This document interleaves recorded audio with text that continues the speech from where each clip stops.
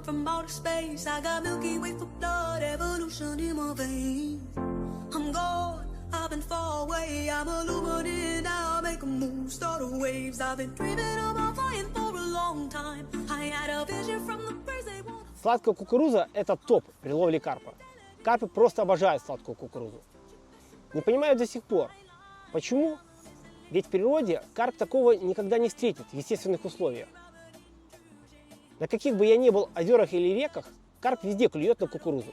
Если рыбалка происходит на платном озере, я использую сухую кукурузу, предварительно сварив ее, так как в таких местах надо много кормить, а кукуруза из банок стоит недешево. Но в банках зерна крупнее, они больше и прочнее. Если вы используете кукурузу как насадку, советую взять ее из банки. Мы едем в рыболовный магазин, где найдем, возможно, самые важные приманки для видео. Я ищу приманки для карпа, такие как зерновые. Зерновые – это мелкие семена, бобовые или орех, которые отлично приманивают карпа и на некоторых озерах дают много поклевок. Очень часто зерновыми кормят не по отдельности, а смешивая сразу несколько видов. Например, коноплю, орехи, кукурузу. У каждого из них есть свои особенности. Например, у кукурузы она яркая, желтая и хорошо выделяется. Это дешевые тип прикормки, но использовать можно много, без больших затрат. Конопля – это просто супер прикормка. Рыба ее обожает, она мелкая и делает большое пятно за кормом. Если хотите очистить участок дна и заставить рыбу копаться, убирая ил, чтобы создать чистое место для оснастки, конопля – отличный выбор. Еще есть тигровый орех. Тигровый орех – самая стойкая насадка. 1-3 тигровых ореха на волосяной оснастке долго держится, не слетая. Тигровый орех как оснастка также хорош там, где много рака. Или вам надо отсечь плотву или леща. Другие насадки могут быть съедены мелочью. А тигровые орехи твердый и лещ линь плотва его не любят. Есть два способа купить коноплю. Орех или кукурузу. Готовыми, которые уже замочены и сварены и залиты аттрактантами. Но это дорогой способ покупки. Альтернатива – купить большим объемом у оптовиков или в рыболовном магазине, немного поторговавшись. Так гораздо дешевле. Сухую кукурузу можно купить за $1 до 10 килограмм. После замачивания и варки получится прикормки в разы больше, чем стоимость сухого продукта. Если интересно, как правильно приготовить орех, кукурузу или коноплю, у меня есть видео на канале, оно называется «Домашняя прикормка для карпа, которая реально работает». Посмотрите, там интересно. Теперь поговорим о пеллете. Пеллет изначально был создан для кормления животных и рыб на фермах, но он отлично подходит для ловли карпа. Отмечу один большой минус. Любой вид, размер пеллета привлекает леща. Начинаешь кормить пеллетом, если в озере есть лещ, он обязательно подойдет на точку. Отлично, если любишь их ловить, но если хочешь ловить карпа, надо избегать пеллет там, где много леща. Есть два вида пеллета – жирный и менее жирный. Второй лучше усваивается и подходит для зимней ловли, когда метаболизм рыбы замедлен. Жирный пеллет – отличный аттрактант в мутной и теплой воде. В тепле пеллет распадается быстрее.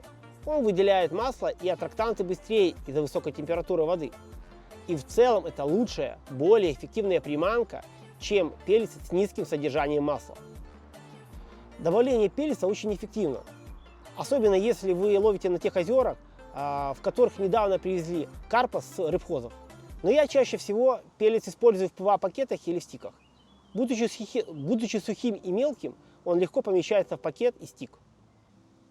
Добавим поп-ап, и у вас идеальная оснастка для быстрой поклевки. Для карповой ловли еще есть животные насадки, такие как червь и опарыш. Обычно эти насадки хорошо работают зимой, когда окунь, плотва, красноперка менее активны. Причина в том, что летом на озере с карпом, если ловить на опарыша, активная и голодная плотва уничтожает насадку, не дав карпу шанса до нее добраться. Начнем с опарыша. Опарыша можно насадить как на крючок, или использовать его, приклеив к пенопласту для движения на дикрике. Опарыши также кладут в сетку ПВА и ловят на обычный волосяной монтаж. Черви, по-моему, одна из лучших естественных приманок для ловли карпа на поплавок или при поисковой рыбалке. Если видите пузыри у берега или карпа в водорослях, нет ничего лучше, чем предложить им червя или несколько на крючке. Мы рассмотрели много приманок, но основной их недостаток в том, что и мелкая рыба может тоже их съесть. И карп не подойдет к вам на крючок, и вы его не словите.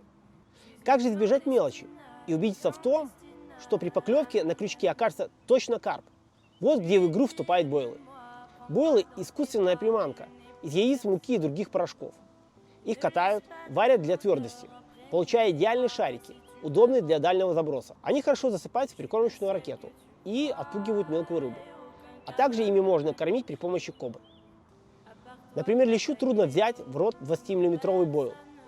Так что, ловя карпа на крупный бойл, вы почти наверняка поймаете крупную рыбу. На небольших водоемах, где рыба осторожнее, можно измельчить бойлы для того, чтобы создать больше пятно и заставить карпа питаться более продолжительно в вашем прикормочном пятне. Есть разные размеры и вкусы. Когда прикармливаете бойлами, лучше использовать бойл как насадку на волос. Просто достаньте один из пакета и наденьте на волосяную оснастку. Это достаточно.